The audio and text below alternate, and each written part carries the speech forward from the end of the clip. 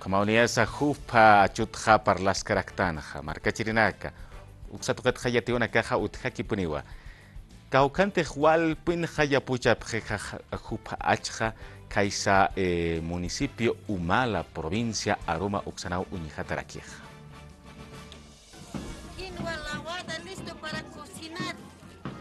Sopa de quinoa, leche con pesque.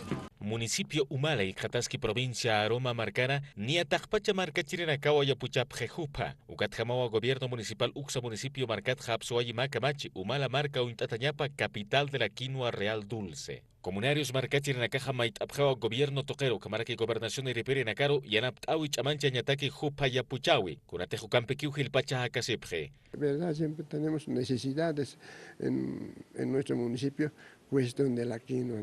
Nos falta maquinarias, nos falta, por ejemplo, aguas de presa principalmente, y también nos falta técnicos que nos asesore para tener una quinoa más harto, que se produzca más.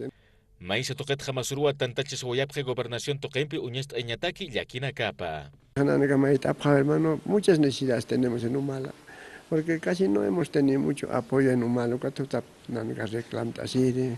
Algunos puntos principales, por ejemplo, de las represas.